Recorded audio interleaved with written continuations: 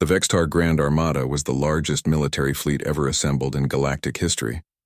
2,000 warships representing the combined military might of an empire that controlled 40 star systems. They traveled through space like a dark cloud, blotting out the stars behind them. Their destination was the Telvec system, where they would avenge their humiliation and destroy the human fleet. On Earth, historian Park Min-seo stood in a broadcasting studio, preparing to do something unprecedented. She was 70 years old with white hair and kind eyes, and she had spent her entire career studying humanity's past. Now she was going to share that past with the entire galaxy. "We're live across all channels," her producer said. "Every major species is watching. The Galactic Council. The Vextar, everyone." Min-seo nodded and faced the camera. Behind her, holographic displays showed images from Earth's history. Battlefields, weapons, cities, and ruins. And then slowly those same cities rebuilt. Peace treaties signed. Unity achieved. My name is Park Min-seo, and I am a human historian. Today I want to tell you about my species, about who we are and why you should be afraid of us. She began with the ancient wars. Swords and spears and arrows. Humans fighting over territory, resources, beliefs. The images showed the Mongol invasions, the Roman conquests, the endless conflicts that shaped human civilization. We have been fighting since before we had written language. War is in our history like water is in the ocean. We got very good at it. The images shifted to more modern conflicts, muskets and cannons, the Napoleonic Wars, the American Civil War, trenches filled with mud and death. Then we invented industrial warfare. We learned to kill efficiently. Millions died in conflicts that lasted years. We thought we had reached the peak of destruction. Now the images showed the world wars, tanks rolling across fields, aircraft dropping bombs, cities burning, the mushroom clouds of nuclear weapons rising into the sky. We were wrong. We learned to split the atom.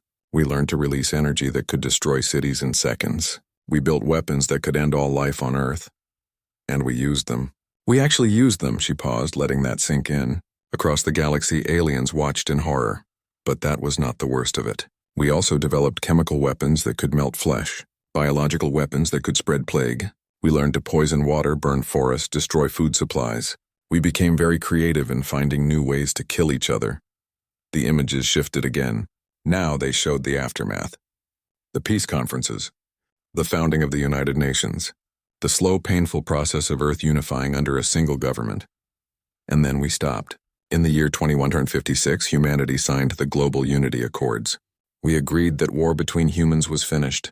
We agreed to lock away our worst weapons. We agreed to become better than we had been. Min-seo looked directly into the camera. We did not become peaceful because we were weak. We became peaceful because we knew exactly how strong we were. We had looked into the abyss of total war and decided we did not want to be those people anymore. We chose mercy. We chose cooperation. We chose peace. The images now showed humanity's expansion into space. First contact with alien species, diplomatic missions, trade agreements, 2 centuries of peaceful exploration. For 200 years, we have been good neighbors in this galaxy. We have never started a war.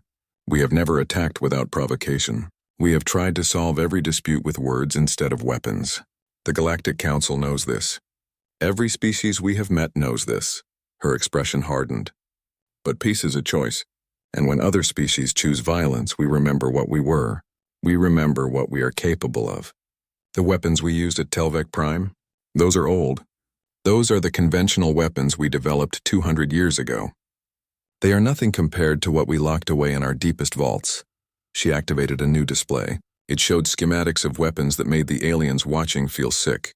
Planet crackers that could shatter worlds. Antimatter warheads measured in gigatons. Self-replicating nanomachines that could consume entire fleets. Artificial intelligence warfare systems that could hack any computer. Biological weapons tailored to specific species genetics. We developed these weapons during our darkest years. We built them, tested them, and then we were so horrified by what we had created that we sealed them away. We made them illegal. We taught our children that these weapons should never be used.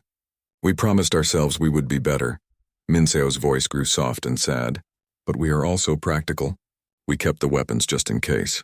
Because we learned another lesson in our history. We learned that sometimes, no matter how much you want peace, violence finds you anyway. And when it does, you have 2 choices: surrender or fight with everything you have. The images showed the attacks. New Jeju burning. Orbital 7 exploding. Greenfield dying. Over 100,000 human civilians dead. The Vextar chose violence. They attacked our peaceful colonies. They murdered our families. They ignored our diplomatic efforts. They laughed at our warnings. So now they will learn what happens when you push humanity too far.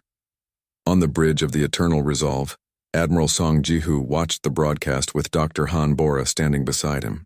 She had been there since New Jeju. She had seen the worst of this conflict. Now she was watching humanity prepare to unleash its worst in return. Is this right? She asked quietly. Using these weapons? Ji-hoo did not answer immediately. He thought about the children with their paper lanterns, the miners who just wanted to work, the teacher singing lullabies, all the innocent dead. I don't know if it's right, he finally said, but it's necessary.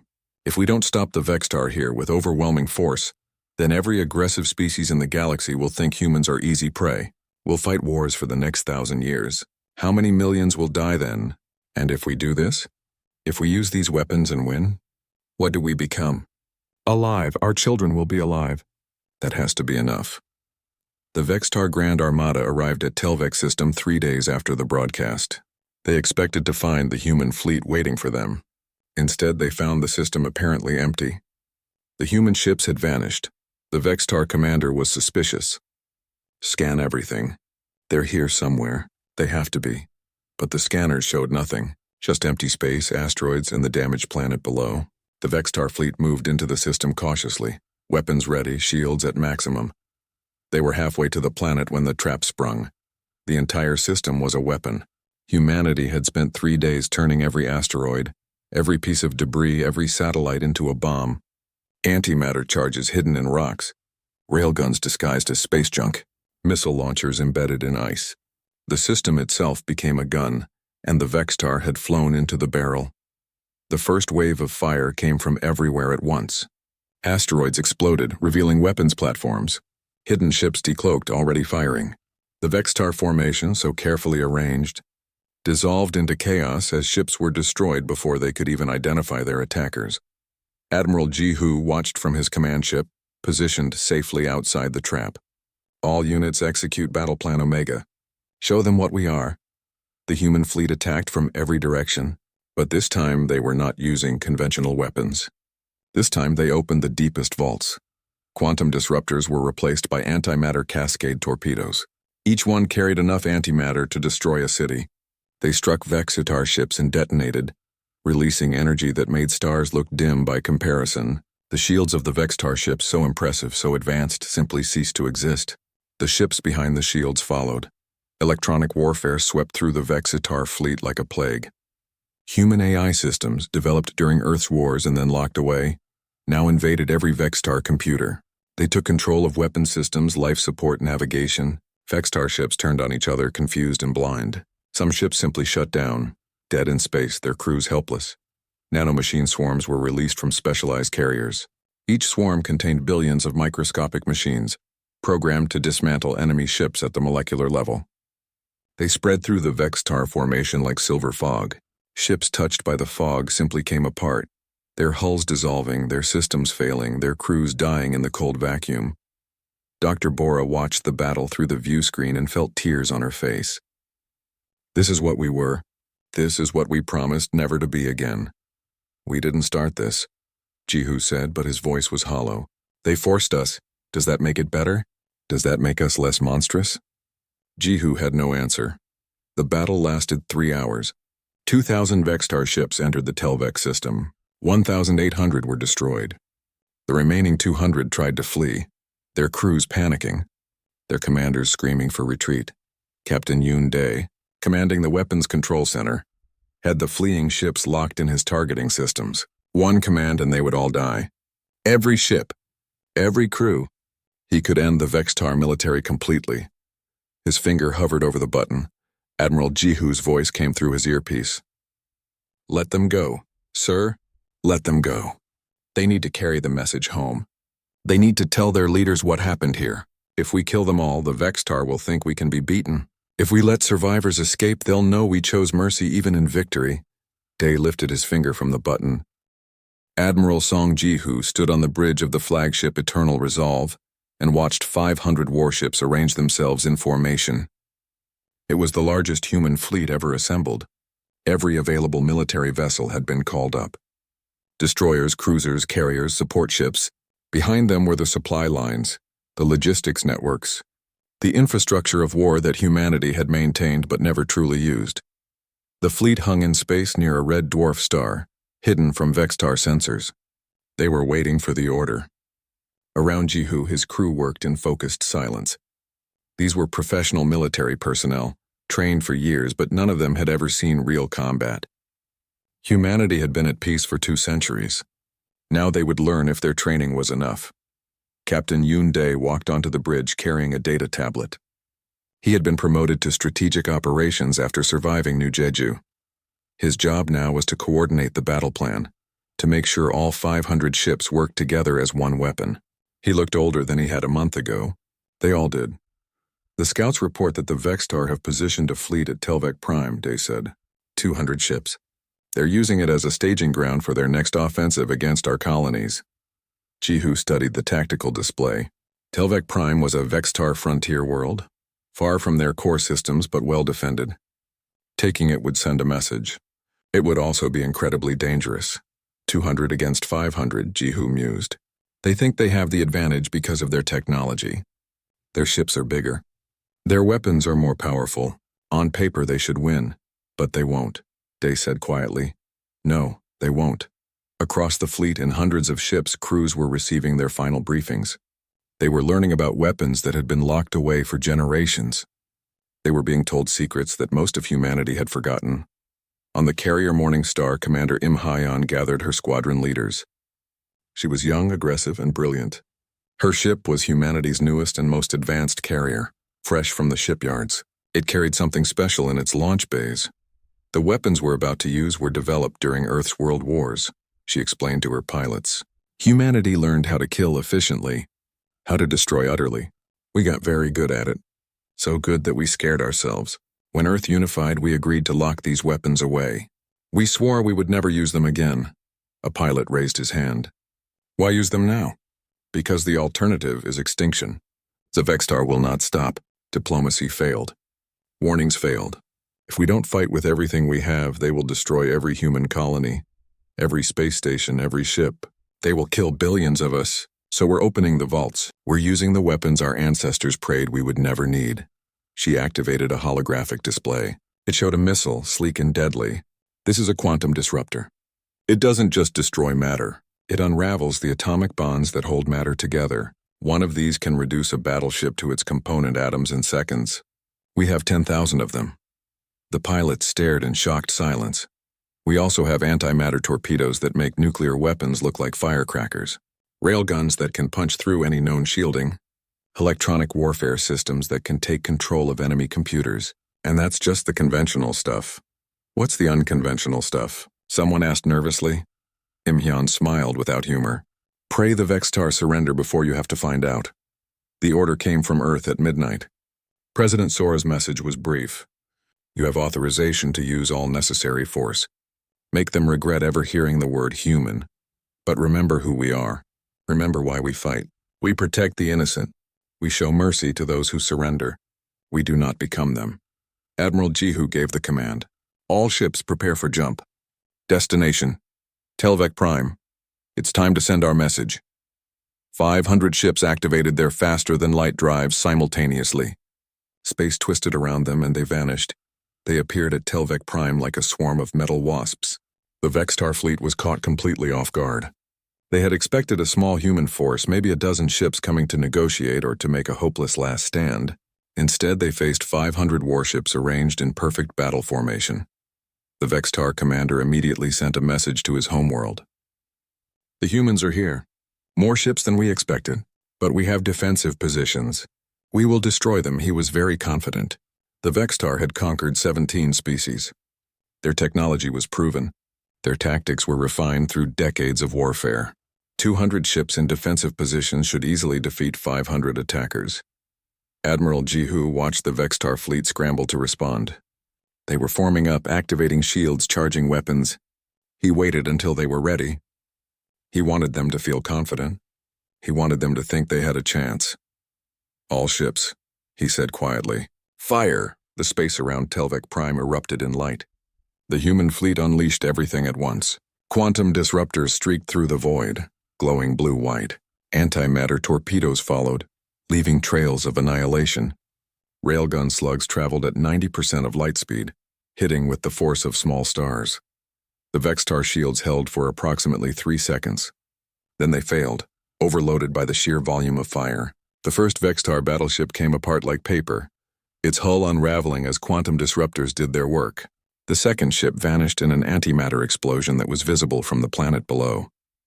The third, fourth, and fifth ships tried to retreat and were cut down by railgun fire. In the first minute, humanity destroyed 30 Vextar ships. The Vextar commander could not believe what he was seeing. His weapons were barely scratching the human shields. His ships were being torn apart faster than he could track. This was not a battle. This was an execution. Return fire, he screamed at his fleet. Target their flagship. The remaining Vextar ships concentrated their fire on the Eternal Resolve. Energy beams and missiles slammed into its shields. The shields held easily. Human defensive technology had advanced just as much as their weapons. Commander Im Hyan launched her fighters. They poured out of the Morning Star like angry hornets, each one carrying weapons that could cripple a capital ship.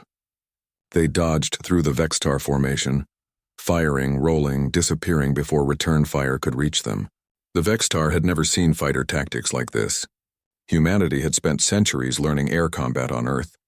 Now they were applying those lessons in space. The battle lasted 6 hours. It was not 6 hours of fighting. It was 6 hours of systematic destruction. The human fleet advanced methodically, destroying every Vextar ship that did not surrender. Some did try to surrender. They were taken prisoner, their crews treated with dignity and given medical care. This confused the Vextar. They had never shown such mercy to defeated enemies.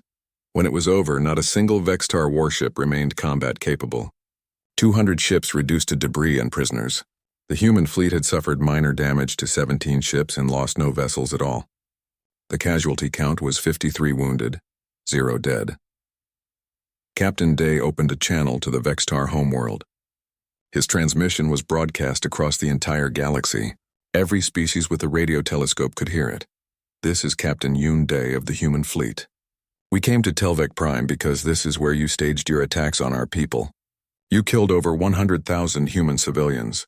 You ignored our pleas for peace. You laughed at our warnings, so we came to teach you a lesson. He paused, letting his words sink in. What you saw here today was restraint. We used only a fraction of our capabilities. We gave your surrendering ships mercy. We could have destroyed this entire planet. We could have killed every Vextar civilian in this system. We chose not to. Do you understand what that means? Another pause. It means we are still human. We still believe in rules. We still believe in mercy. But we will not allow you to murder our people. This is your final warning. Withdraw all Vextar forces from human space immediately. Come to the negotiation table. Or the next world we visit will not be a frontier outpost. It will be your core systems, and we will not be as gentle. The transmission ended. Admiral Jihu looked at his fleet. 500 ships barely scratched, their weapons still mostly full. He thought about what they could do if they had to. The weapons they still had not used. The terrifying capabilities that humanity had developed and locked away. He hoped the Vextar were smart enough to surrender. The Vextar High Command watched the battle recordings in their war room. They watched their fleet get torn apart. They watched weapons they did not understand destroy ships that should have been invincible. They watched humanity do in 6 hours what should have taken weeks. Then they made the worst decision possible. They sent the Grand Armada, 2,000 ships, every available warship in the Vextar hegemony. They would crush humanity completely or die trying. Commander Li Taiyang floated in zero gravity near the observation window of Orbital 7. The mining station was his home, his responsibility, and his pride. 8,000 people lived and worked here, pulling rare metals from the asteroids that filled this region of space. It was hard work, but honest work, the kind that built civilizations. He sipped his morning coffee and watched the miners heading out in their small craft. The sun was distant here, just another bright star among millions. But the station was warm and safe. Families lived here, children were born here. It was more than just a mining operation. It was a community. Commander, His communications officer called out. We're receiving the emergency broadcast from Earth. The 72-hour deadline expires in 20 minutes. Taeyang nodded. Everyone knew about New Jeju. Everyone had watched the diplomatic failures at the Galactic Council. Everyone was waiting to see if the Vextar would back down, or if humanity would actually fight. Most people thought the Vextar would ignore the deadline. Bullies always did. Keep monitoring all frequencies, Taeyang ordered. If anything happens, I want to know immediately. 10 minutes later, the sensors picked up the jump signatures. Ships appearing out of faster-than-light travel. Lots of ships. Taeyang felt his coffee turn cold in his stomach. Vextar fleet, the sensor operator reported. 20 vessels. They're headed straight for us, sound the alarm. All personnel to escape pods, now. The station erupted with the sound of klaxons. People ran through the corridors, grabbing children, helping the elderly, moving as fast as they could. Taeyang stayed on the command deck, watching the Vextar ships approach. There was no time. Not enough time. Broadcast on all channels, he said quietly. This is Orbital 7. We are a civilian mining station. We are evacuating. Please give us time. There are children here. The Vextar did not respond. They opened fire from long range. The station's shields held for maybe 30 seconds. Then the first explosion ripped through the habitation ring. Taeyang grabbed onto a railing as the entire structure shook. Red lights flashed. The air began to scream out through a hull breach. Get to the pods, he shouted at his crew. Everyone out! But there were too many pods and not enough time. The Vextar were thorough. They fired again and again, systematically destroying every section of the station. Taeyang made it to an escape pod with 7 others. As they launched, he watched his station, his home, break apart like a child's toy. The explosions were silent in the vacuum, but he could hear the screaming in his head. At the same moment on the other side of human space, Captain Kim Yoonji commanded the destroyer Resolute Dawn. She was young for a captain, only 35, but she had earned her position through skill and dedication. Her ship was patrolling near Greenfield, another agricultural colony. This one was larger than New Jeju had been. 80,000 people called it home. Her sensor officer called out urgently. Captain, we have Vextar ships entering the system. 40 contacts. They're heading for Greenfield. Battle stations. Send an emergency broadcast to the colony. Tell them to evacuate immediately.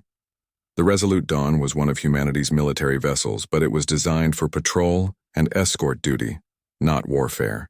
It carried weapons, but nothing that could fight 40 enemy ships. Still, Yoonji did not hesitate. She aimed her ship directly at the incoming fleet. On Greenfield below, the evacuation alarm sounded. People poured out of their homes, running for the spaceports, the landing pads, anything that could fly. The colony had learned from New Jeju's fate. They had practiced this, but 80,000 people could not evacuate quickly, no matter how hard they tried. Yoonji watched the Vextar fleet split up. Half went into orbit around the planet. The other half came for her ship. All weapons fire at will, she ordered. And get me a priority channel to every ship in the system. Military, civilian, I don't care. Anyone who can fly needs to get to Greenfield now. The Resolute Dawn's railguns opened up, hurling metal slugs at near light speed. Her missiles streaked through space, leaving trails of fire. She managed to damage 3 Vextar ships before they returned fire. The destroyer's shields flared bright blue as energy beams hammered against them. Shields at 60%, someone reported. Keep firing. On Greenfield, ships were launching. Cargo haulers, passenger shuttles, personal yachts, anything with engines. They climbed into orbit as fast as they could, racing toward the gathering evacuation fleet. Some made it. Others were caught by Vextar fighters and destroyed. The planet's surface began to burn as the orbital bombardment started. Dr. Han Bora was on one of the evacuation ships. After surviving New Jeju, she had been assigned to Greenfield to help prepare their medical facilities. Now she was fleeing again. She watched through a viewport as the hospital she had just left disappeared in a ball of fire. All those patients, all those doctors and nurses who had stayed behind to help the wounded evacuate first. The Resolute Dawn shuddered under another barrage. Shields at 20%, the tactical officer called out. We can't take much more of this. Yoonji checked her displays. The evacuation fleet had gathered 20,000 people so far. Another 10,000 were in the air heading up. That left 50,000 still on the ground. She made her decision. All power to engines and shields. We're going to run interference. Stay between the Vextar and the evacuation fleet for as long as we can. Captain, that's suicide. We need to retreat now. Those are our people down there. We're staying. For the next hour, the Resolute Dawn danced through space, drawing fire away from the fleeing civilian ships. Yunji's crew performed miracles, keeping the battered destroyer flying even as systems failed and hull breaches opened. They saved 30,000 people with their sacrifice, but it was not enough. When the Vextar finally got past them and targeted the planet directly, there were still 50,000 colonists on the ground. The last transmission from Greenfield was a teacher singing a lullaby to her students as the bombs fell. Yunji finally gave the order to retreat. Her ship was dead in space, barely functional. A friendly cargo hauler took them in tow and jumped to safety. As they fled, she watched Greenfield burn. The news reached Earth within hours. Orbital 7 destroyed, 8,000 dead. Greenfield devastated, 50,000 dead or missing. Total casualties, 58,000 in a single day. General Ryu Sang-woo stood in the military command center deep beneath Seoul. He was the oldest serving officer in the human military. 85 years old, his face carved from stone and memory. He had been a child during Earth's last major war. He remembered what humanity was capable of when pushed beyond reason. He presented his briefing to President Sora. The Vextar are not stopping. Our intelligence suggests they're preparing for a major offensive. They plan to take 10 more worlds just as they promised. They believe we're weak, that we won't fight back. How many people will die if they succeed? Sora asked. Millions, possibly tens of millions. They're targeting our most populated colonies. The room was silent. Every person there understood what was at stake. Humanity had tried peace. They had tried diplomacy. They had tried warnings. Nothing worked. Sora looked at the general. What are our options? We fight. Not the kind of fighting we've been doing. Real fighting. The kind we swore we'd never do again after Earth unified. We open the vaults. We unleash everything we locked away. And if we do that, what becomes of us? Sang-woo met her gaze without flinching. We survive. And we make sure the galaxy never underestimates humanity again. Sora sat in silence for a long time. She thought about the children on New Jeju with their paper lanterns. The miners on Orbital 7 who just wanted to work. The teacher on Greenfield singing to her students. All the innocent people who died because humanity tried to be civilized. She made her decision. Send one final message to the Vextar. Tell them this is their last chance. Cease all hostile actions against humanity immediately. Withdraw to their own space. Come to the negotiation table. If they refuse, if they ignore us, if they attack one more human colony. Yes, ma'am? Then we show them why Earth spent 200 years learning to control what we became. We show them the monsters we can be when our families are threatened. We show them that humans learned mercy not because we were weak, but because we were strong enough to choose it. The message was sent. The Vextar High Command received it and laughed. They broadcast their response across the entire galaxy. Humans cry and threaten, but they do nothing. We will take your worlds. We will take your resources. And you will do nothing but talk. On Earth, in the command center, General Sang-woo opened a locked case. Inside was a single key, old and worn. It had not been used in 2 centuries. He inserted it into a console and turned it. Across human space and facilities buried deep underground, on stations hidden in dead systems, ancient doors began to open. Humanity was done talking. The sky above New Jeju burned orange and red as the sun set over endless fields of golden wheat. Children laughed in the streets while families gathered for the evening meal. It was the colony's 50th anniversary and everyone was celebrating. Paper lanterns hung from every building, swaying gently in the warm breeze. The smell of grilled meat and fresh bread filled the air. Captain Yoon-dae stood on the bridge of the Harmony's edge, watching the planet below with a smile. His ship was one of humanity's diplomatic vessels, designed for peace talks and first contact missions. It carried no heavy weapons, only basic shields and communication arrays. After 20 years of service, Dae had never fired a shot in anger. He preferred it that way. Captain, we're picking up something on long-range sensors, Lieutenant Park Min-ho said from his station. The young officer's brow furrowed as he studied his screen. Multiple ships. They just dropped out of faster-than-light travel at the edge of the system. Dae walked over to examine the readings. How many? 37 vessels. Large ones. They're not broadcasting any identification codes. Dr. Hanbora looked up from her medical station. She was supposed to be off duty, but she often stayed late to catalog new plant samples from the colony below. Could they be from the Galactic Council? We weren't expecting any visits. No, Minho said. These ships don't match any known configuration in our database. The designs are completely foreign. Day felt a cold weight settle in his stomach, but he pushed the feeling aside. In 2 decades of exploration, humanity had met 17 different alien species. Every single first contact had been peaceful. Some were awkward, some were confusing, but never violent. The galaxy was a civilized place.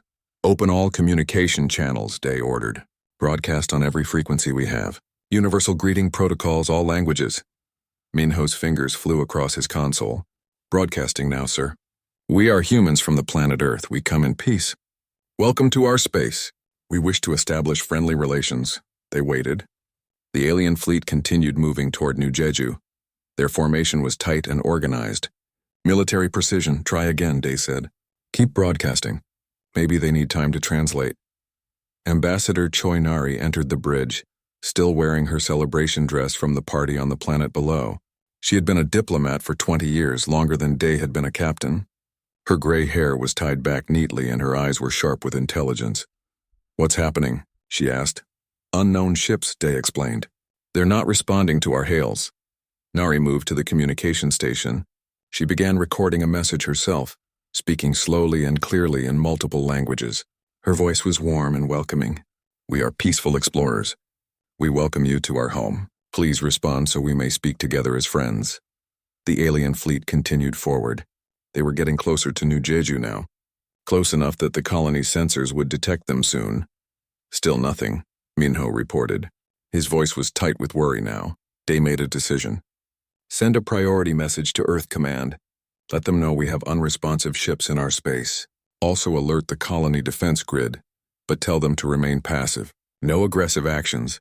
New Jeju had a small defense system. 12 orbital platforms with light weapons, designed more for asteroid deflection than warfare. The colony had 47,000 people living on its surface. Farmers, teachers, families.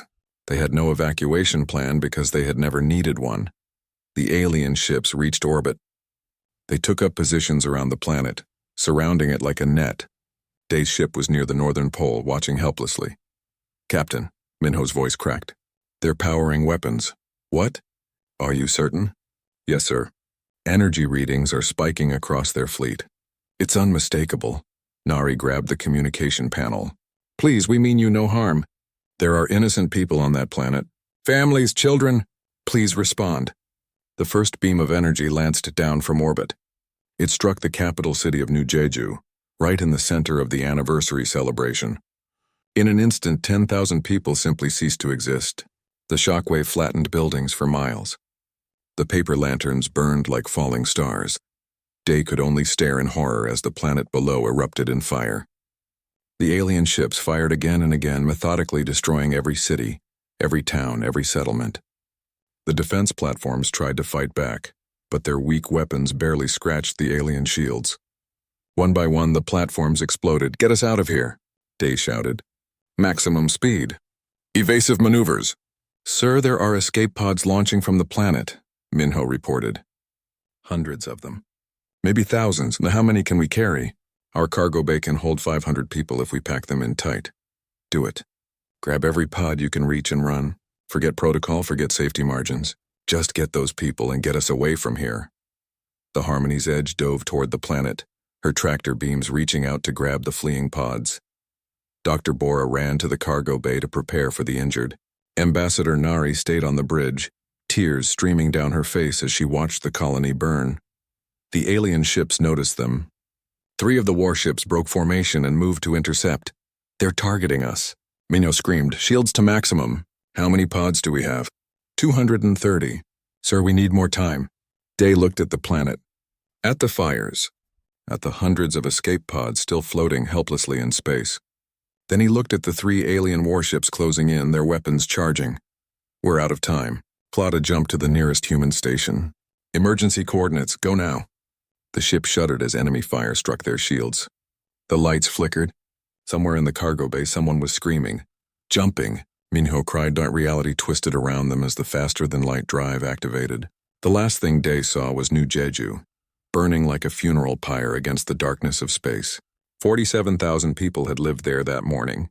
He had saved 230. The Harmony's Edge limped through the void, carrying its cargo of traumatized survivors. In the cargo bay, Dr. Bora worked frantically to save the wounded. Ambassador Nari sat alone in her quarters, composing a message to Earth.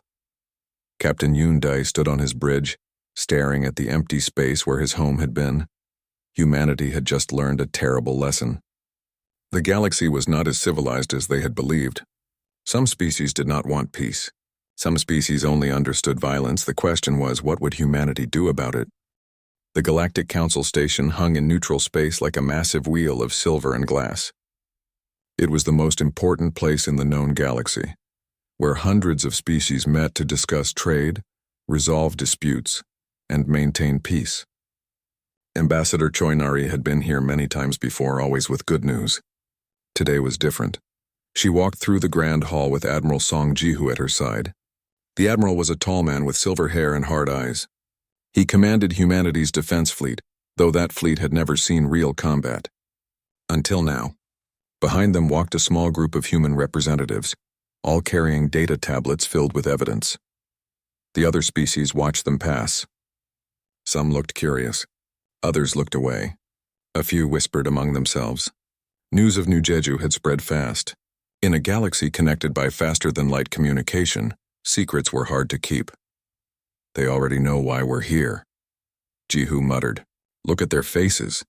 They're afraid we'll ask them to do something. That's exactly what we're going to do, Nari replied. We're going to ask them to enforce their own laws. They entered the main council chamber.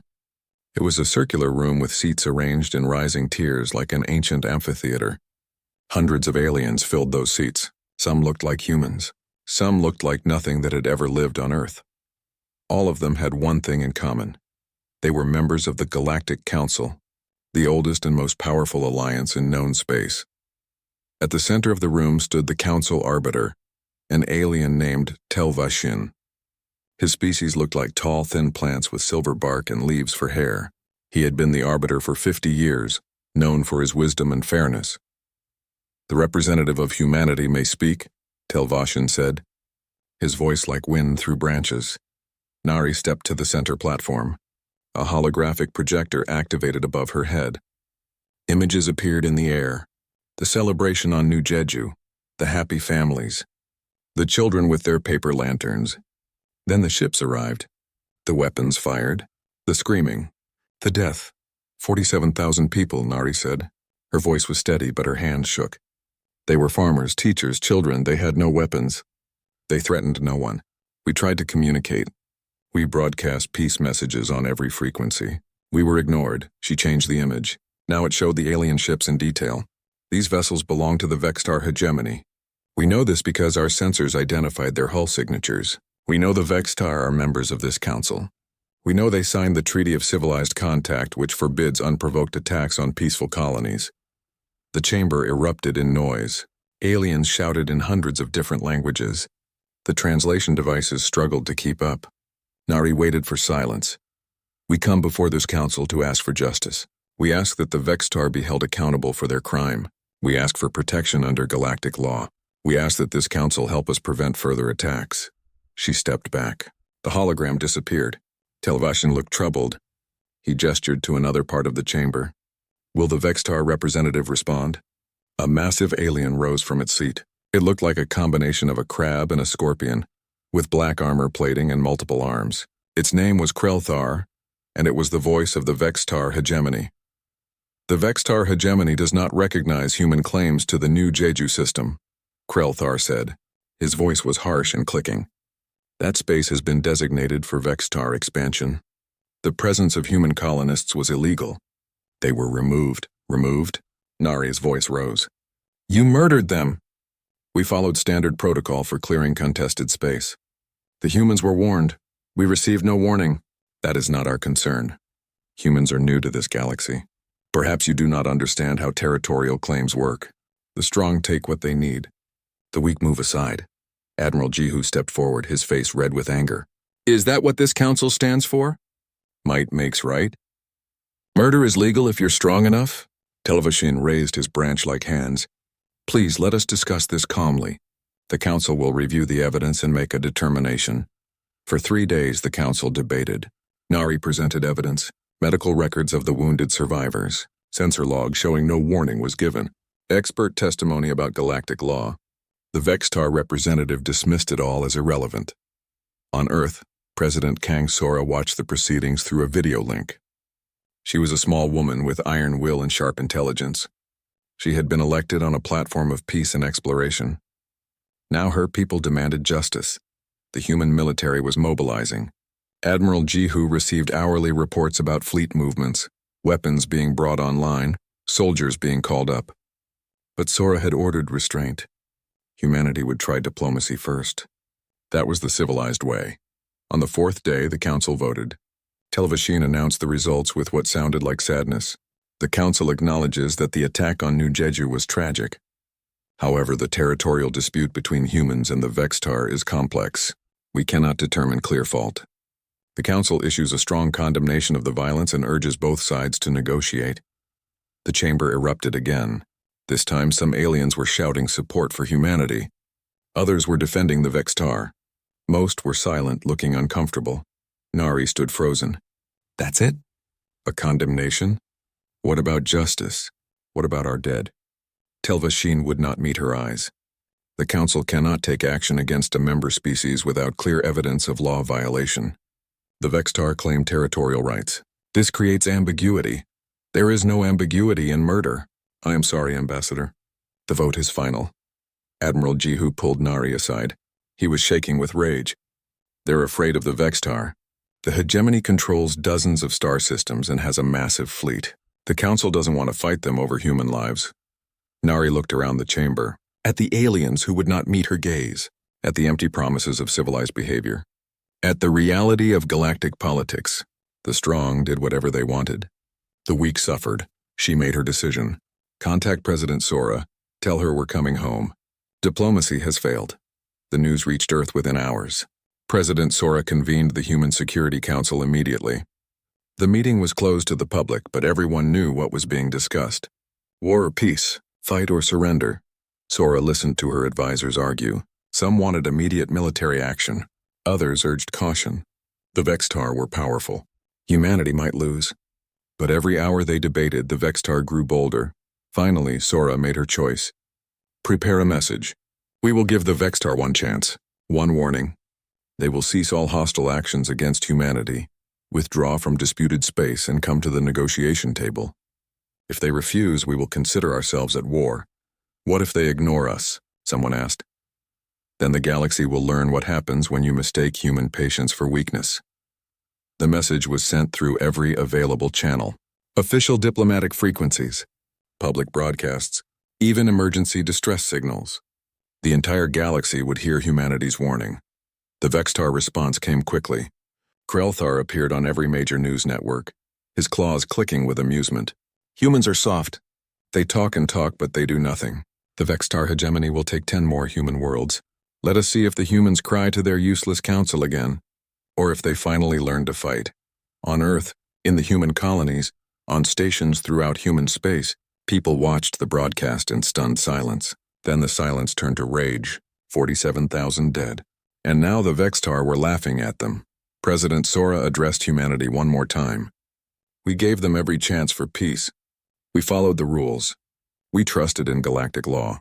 But the galaxy does not care about justice. It only respects strength. So we will show them strength. But we will do it our way.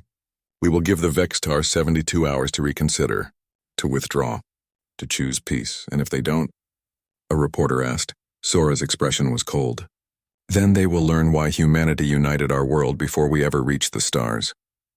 They will learn what it takes to survive on Earth.